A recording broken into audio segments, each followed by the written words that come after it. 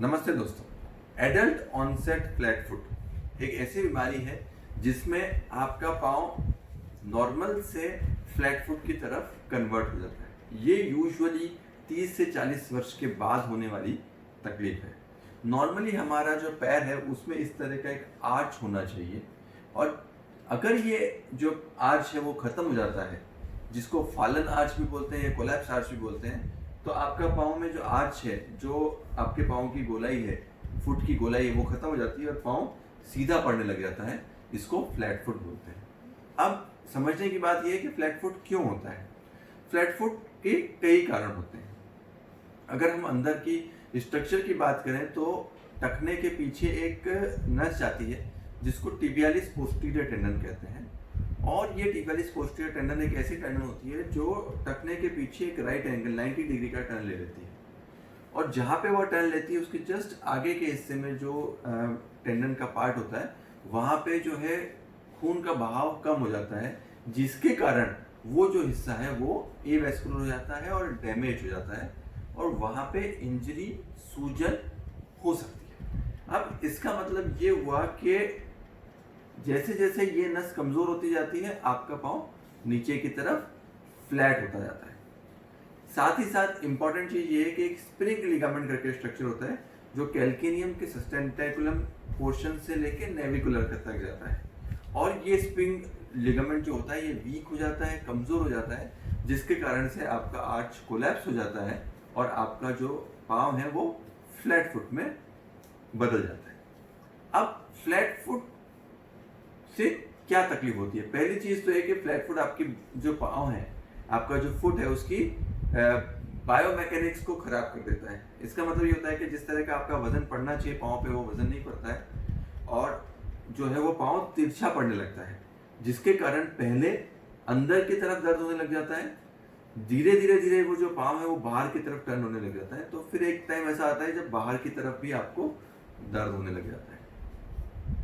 तो नॉर्मली इसमें क्या होता है कि आपका जो पहली स्टेज पे तो आपका आर्च चला जाता है, धीरे धीरे आपका पाँव फ्लैट हो जाता है, पाँव बाहर की तरफ माइग्रेट कर जाता है, तो हाइंड फुट मतलब पीछे का पाँव और फोर फुट मतलब आगे का पाँव, दोनों ही बाहर की तरफ धीरे धीरे धीरे धीरे आपके डेविएट होने लगते हैं। ऐसे धीमे धीमे धीमे धीमे ये तकलीफ बढ़ती है, और बाद में एक स्टेज ऐसी भी आ सकती है जब इसमें आर्थराइटिस हो जाए या घिसारा हो जाए। तो ये स्पेसिफिक तकलीफ किन लोगों में ज़्यादा होती है? अगर आपको मोटापे की तकलीफ है, ब्लड प्रेशर, डायबिटीज़ की तकलीफ है, तो ये तकलीफ ज़्यादा होती है। अगर पाँव में किसी तरह की चोट लगी है, कोई इंजरी हुई है, तो ये तकलीफ ज़्यादा हो सकती है।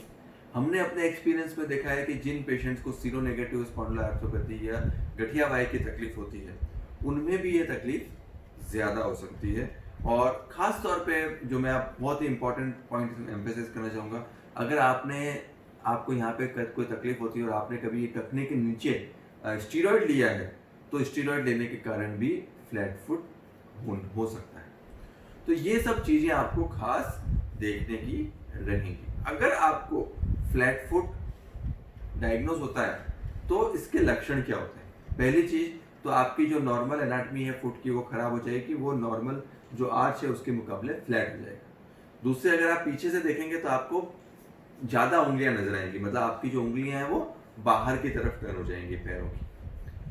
तीसरी तकलीफ ये रहती है कि अगर आप खड़े होंगे और पंजे पे आप खड़े होने की कोशिश करेंगे, और अगर आपकी टिबियालिस पोस्टीरियर टेंडन खराब है, तो आप पंजे के ऊपर खड़े रहने में समर्थ नहीं हो पाएंगे, क्योंकि जो टिबियालिस पोस्टीरियर टेंडन है वो आपको पंजे पर खड़े रखने में मदद करती है, और अगर वही टेंडन टूट जाती है तो आप पंजे पर खड़े रहने में सक्षम नहीं रह पाएंगे। तो ये सारी चीज़ें हमको देखनी है।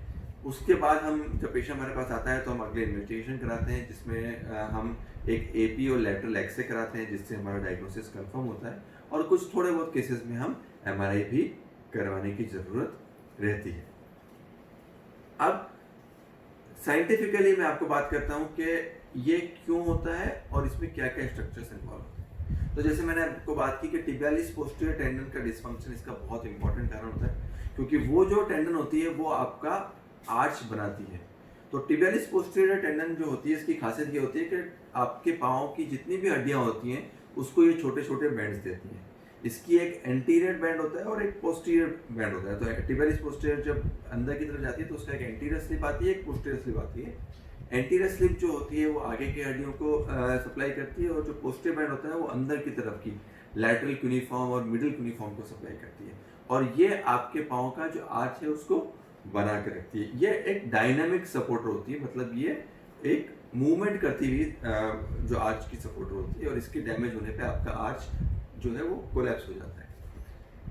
साथ ही साथ जैसे मैंने आपको कहा कि जैसे जैसे तकलीफ बढ़ती है तो स्प्रिंग लिगामेंट जो आपके कैल्केनियम के सस्टेंटिकुलम टेलाई से नेविकुलर तक जाता है वो भी धीरे धीरे समय के साथ कमजोर होने लग जाता है, और वो भी टूट जाता है, और वो भी कोलैप्स हो सकता है। उसके बाद डेल्टोइड लिगामेंट में कमजोरी आ सकती है। आपका जो डेल्टोइड लिगामेंट होता है वो भी कमजोर हो सकता है, जिसके कारण से आपकी तकलीफ बढ़ती है। फिर धीरे धीरे क्या होता है कि आपका जो पाँव है वो बाहर की तरफ कन्वर्ट हो, बाहर की तरफ शिफ्ट होने लगता है। तो आपका जो हाइंड फुट है जिसको बोलते हैं वो भी बाहर की तरफ शिफ्ट होने लगता है, जिसको हील वैल्गस बोलते हैं। तो आपका जो एड़ी है वो एड़ी भी बाहर की तरफ मुड़ जाती है, और साथ ही साथ फोर फुट जो होता है वो भी एडक्ट हो जाता है और वो घूम जाता है। तो जो आपके पाँव है वो पूरा का पूरा बाहर की तरफ टर्न हो जाता है। तो ये धीरे धीरे जो है वो सिर्फ फ्लैट फुट की तकलीफ नहीं रहते, हील वैल्गस, फोर फुट एडक्शन, और धीरे धीरे आर्थराइटिस को भी इन्वॉल्व कर लेता है। और जैसे मैंने कहा आपको कि एडवांस स्टेजेस पे आपका एंकल जॉइंट, जिसको टिबियो-टेलर जॉइंट बोलते हैं, वो भी खराब हो जाता है, और धीरे धीरे वो आर्थराइटिस या घिसारी की तरफ जाने लगता है। अब ये प्रॉब्लम्स की कई सारी स्टेज होती है। जैसे स्टेज 1 जो होती है उसमें सिर्फ लिगामेंट जो टिबियालिस पोस्टीरियर टेंडन होती है उसके अंदर थोड़ी सूजन आ जाती है, और उसके अंदर साइनोवाइटिस आ जाता है। अब आपका जो ट्रीटमेंट होता है वो स्टेज के ऊपर बेस्ड है। तो अगर आप हमारे पास जल्दी आते हैं तो अर्ली स्टेज पर आ जाने पर सिर्फ जो टिबियालिस पोस्टीरियर टेंडन है उसको हम थोड़ा डिब्राइड कर दें, उसका साइनोवाइटिस रिलीज कर दें, एक साइनोवेक्टोमी कर दें, तो भी सिम्टम्स में आराम आ जाता है। ये स्टेज 1 वाले जो तकलीफ पेशेंट्स होते हैं इनको टखने के अंदर की तरफ तकलीफ आती है। स्टेज 2 में तकलीफ बढ़ने लग जाती है, और फ्लेक्सिबल फ्लैट फुट होता है, मतलब बीच बीच में फ्लैट फुट हो जाएगा, और अगर आप पंजे पे या एड़ी पे खड़ा होना चाहेंगे तो वापस से आपका आर्च बनने लग जाएगा। जो स्टेज 2 वाले पेशेंट्स होते हैं उनमें हम थोड़े से और ज़्यादा एग्रेसिव सर्जरी करते हैं, जिसको FDL ट्रांसफर बोलते हैं। मतलब FDL जो है एक नस होती है जो टिबियालिस पोस्टीरियर के नीचे से आ रही होती है, जिसको फ्लेक्सर डिजिटोरम लॉन्गस बोलते हैं, और टिबियालिस पोस्टीरियर की जगह हम उसको जॉइंट कर देते हैं और नेविकुलर में उसको टीनोडिस कर देते हैं। टिबियालिस पोस्टीरियर टेंडन को FDL के ऊपर जोड़ा जा सकता है, वो एक सर्जन की इच्छा होती है कि वो करे या नहीं करे। तो इसको FDL ट्रांसफर प्रोसीजर बोलते हैं, जो हम एक एडवांस स्टेज पे करते हैं। साथ ही साथ इसमें एक बहुत ही इंपॉर्टेंट सर्जरी होती है जिसको मायरसन्स कैल्केनियल डिस्प्लेसमेंट ऑस्टियोटॉमी बोलते हैं। ये बहुत ही इफेक्टिव प्रोसीजर है, क्योंकि जैसे मैंने आपको कहा कि जब ये तकलीफ आपकी फ्लैट फुट की तकलीफ बढ़ती है तो आपकी जो हील है वो बाहर की तरफ टर्न हो जाती है, तो हम उस हील को मीडियली डिस्प्लेस कर सकते हैं। तो मीडियल डिस्प्लेसमेंट कैल्केनियल ऑस्टियोटॉमी बोलते हैं। तो जब थोड़ी और एडवांस स्टेज होती है तो मीडियल डिस्प्लेसमेंट कैल्केनियल ऑस्टियोटॉमी की जा सकती है, जिससे वेट डिस्ट्रीब्यूशन प्रॉपर होगा और आपके जो फुट का जो शेप है और उसकी जो बायोमैकेनिक्स है वो इम्प्रूव हो जाएगी। साथ ही साथ एक और सर्जरी होती है जिसको हम इवांस कैल्केनियल डिस्ट्रैक्शन ऑस्टियोटॉमी बोलते हैं, जिसमें भी हम पाँव को थोड़ा सा जो एडी के बाहर की स्ट्रक्चर है उसको लंबा कर देते हैं, जिसको लैटरल कॉलम लेंथनिंग बोलते हैं। ये सर्जरी भी आपके जो तकलीफ है उसमें काफ़ी अधिक आपको आराम दे सकती है। अब ये तो बात रही सर्जरी की। नॉन सर्जिकल ट्रीटमेंट हम क्या क्या कर सकते हैं। नॉन सर्जिकल ट्रीटमेंट में कुछ समय के लिए आपको कुछ पेन किलर दवाई की दी जा सकती है, कुछ टैबलेट्स दी जा सकती हैं। खास तौर पे मीडियल हील और सोल आर्च सपोर्ट काफ़ी काम करते हैं, क्योंकि वो मीडियल साइड को सपोर्ट देंगे और आपका जो आर्च है उसको बनाने में मदद करेंगे। अगर तकलीफ बढ़ती है तो और थोड़े रिजिड ऑर्थोसिस या हिंज ऑर्थोसिस भी आपको दिए जा सकते हैं, जिससे आपके पाँव में स्टेबिलिटी रहेगी। अगर एकदम से तकलीफ बढ़ती है तो कुछ समय का इमोबिलाइजेशन या कुछ समय की कास्टिंग भी हम आपके लिए कर सकते हैं। ओकेजनली अगर तकलीफ बढ़ती है तो साइनस टार्सिन मतलब एडी के बाहर की तरफ में एक इंजेक्शन भी दिया जा सकता है।